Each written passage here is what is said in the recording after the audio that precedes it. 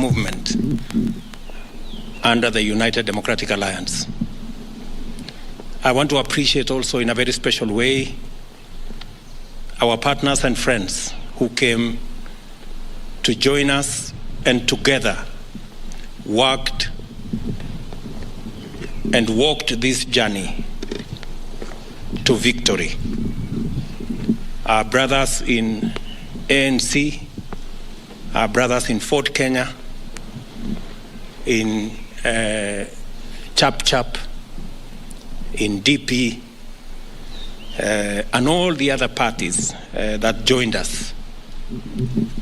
And because of their contribution, because of their decision to work with us under very difficult circumstances, we won this election. Today, I am proud to announce the men and women who will serve in the cabinet of the Republic of Kenya by God's grace. And before I do that, let me say that this exercise is important because although we have a cabinet which I met with my good deputy this morning, it is also important that we set up the new cabinet early so that we can quickly take charge of the affairs of our country and begin the process of implementing the plan that we set out before the people of Kenya and persuaded them to vote for us on the basis of that plan.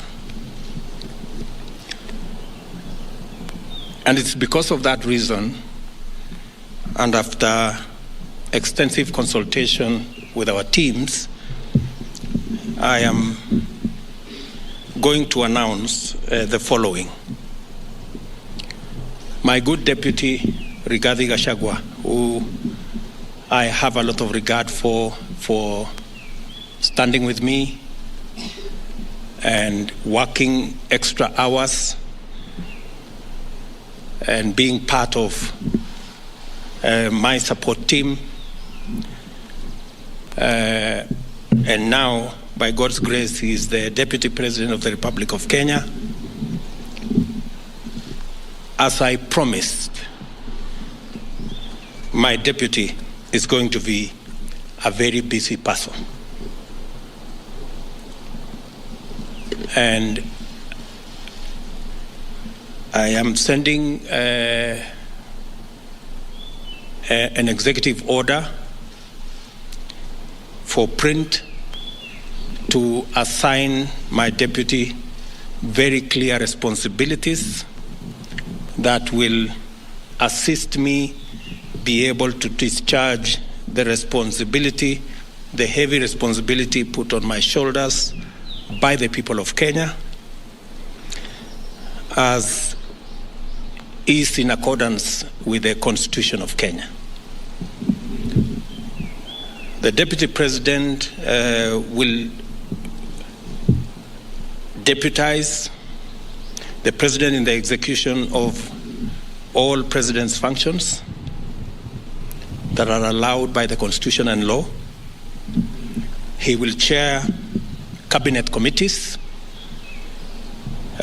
He will oversee the implementation of cabinet decisions across all ministries and departments. Number 4, he'll coordinate intergovernmental relations between the national government and the county government, including chairing the Intergovernmental Budget and Economic Council, commonly known as IBEC. He will be the liaison between the constitutional commissions and independent offices in matters that require intervention by the national government, including budgets, policy formulation, and implementation of their recommendations. Number 6, he will coordinate the planning and supervise the implementation of development partners' funded programs and projects. And he will oversee public sector reforms and any other functions as I may assign him from time to time.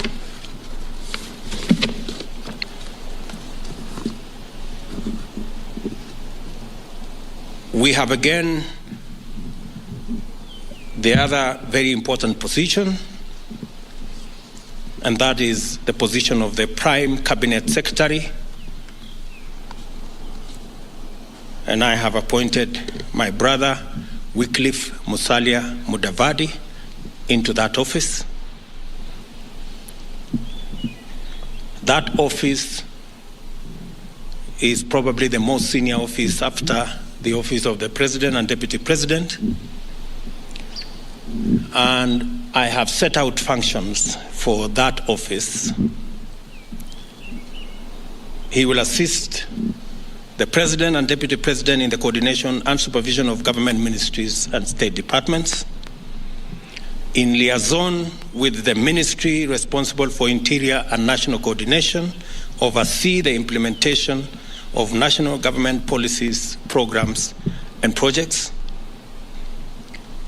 Number 3, he will chair and coordinate national government legislative agenda across all ministries and state departments in consultation with and for transmission to the party coalition leadership in both National Assembly and the Senate.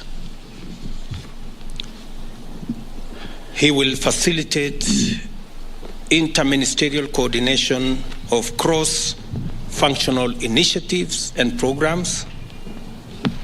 He will also coordinate, number 5, and supervise. He will coordinate and supervise the technical monitoring and evaluation of government policies, programs, and projects across ministries, and of course perform any other functions as I may assign him from time to time. The other appointments I have made this afternoon are appointments of ministers. The Minister for Interior and National Administration, the Honorable Professor Abraham Kithure Kindiki, the Minister for National Treasury and Planning, Professor Njuguna Ndung'u,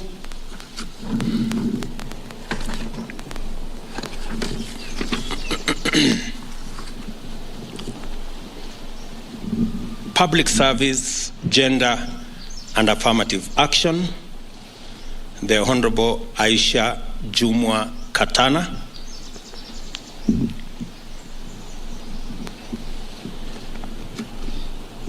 Ministry of Defense, the Honorable Aden Bare Duale, Ministry of Water, Sanitation and Irrigation, the Honorable Alice Muthoni Wahome, Minister for Foreign Affairs and Foreign and Diaspora Affairs, the Honorable Alfred Mutua,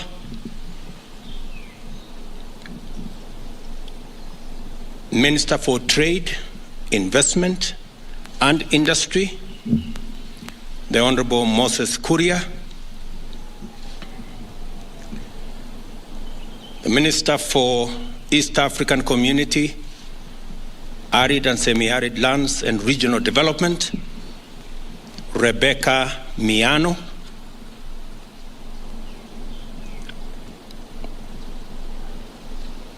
Minister for Roads, Transport and Public Works, the Honorable Onesimus Kipchumba Murkomen,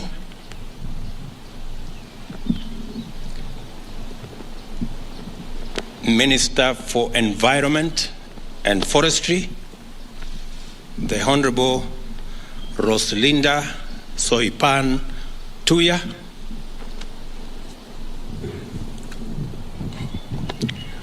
Minister for Lands, Housing and Urban Development, Zakaria Mwangi Njeru.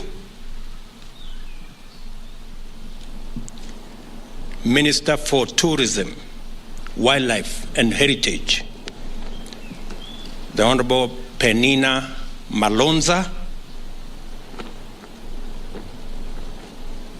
Minister for Agriculture, Livestock and Livestock Development, the Honorable Franklin Mithika Linturi.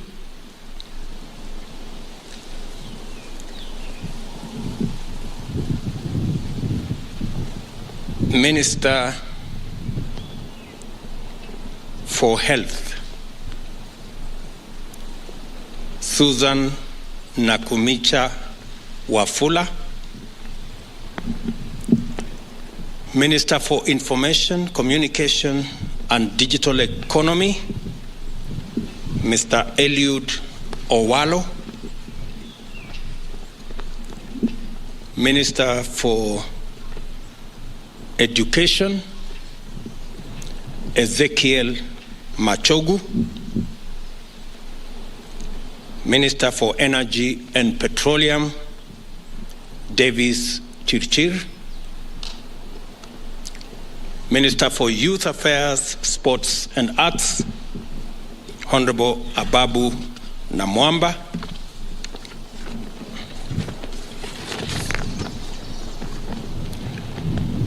Minister for Cooperatives and Micro, Small and Medium Enterprise Development, Simon Chelugui.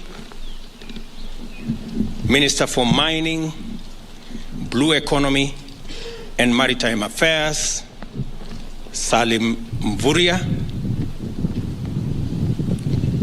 Minister for Labor and Social Protection, the Honorable Florence Bore.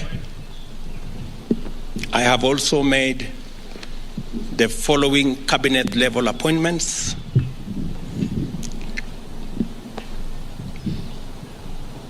Advisor on Women Rights Agency, Harriet Chigai. Advisor National Security or National Security Advisor, Monica Juma.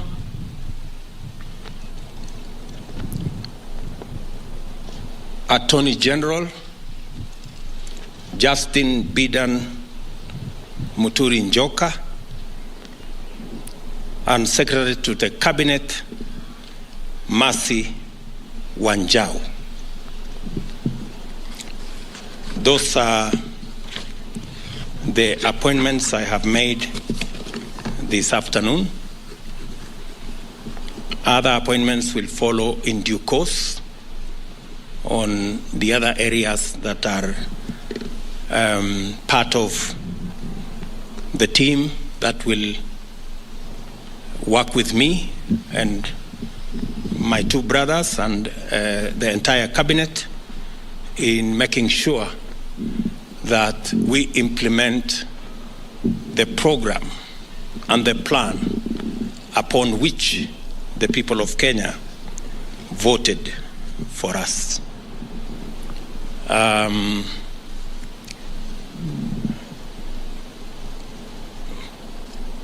This afternoon also, I have received communication from the Inspector General of Police, Mr. Mutembei, of his request to proceed on terminal leave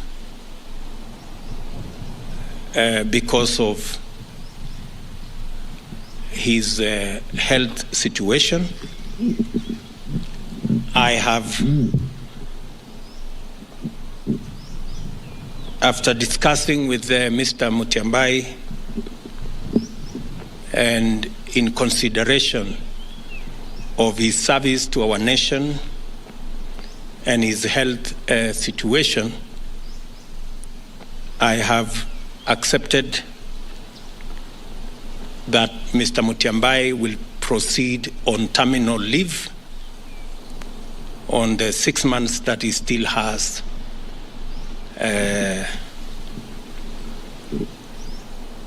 of his contract.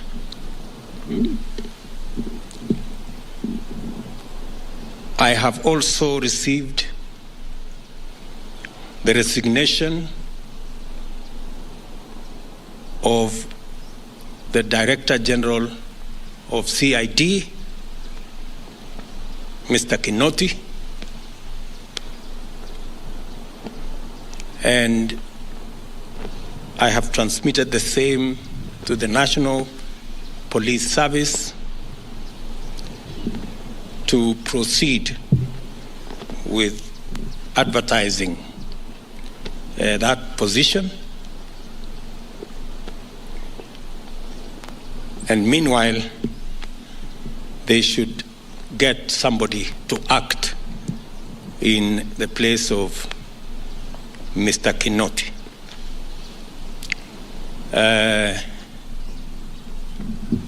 Some consultations were going on. I wanted to confirm whether the gentleman I want to propose for Parliament to consider as the next Inspector General are concluded. Is there somebody? Get me quinoa. Get me quinoa. Bring the. I will also formally announce to you that as well. All in the exercise of trying to assemble the next administration so that we can, all of us, begin to work on the nuts and bolts of the transformation of our country. We appreciate that we have a difficult economic situation in our hands, but I am confident that working with this team, we will overcome all the challenges that are there. Did you finish with that comment? Okay.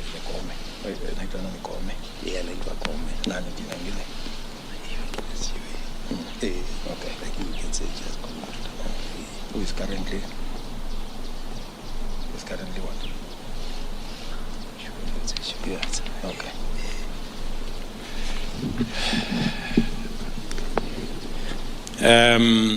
Once I conclude my consultations with the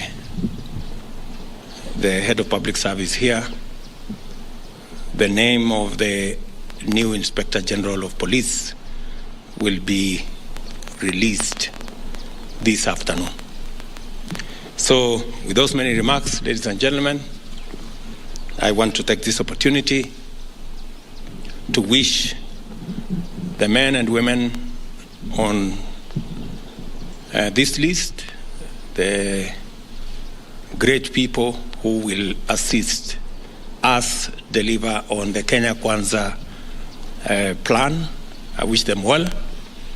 They will now proceed to Parliament for the exercise in Parliament so that Parliament can approve and give me the opportunity to finally conclude the appointment and get each and every member of this team to work.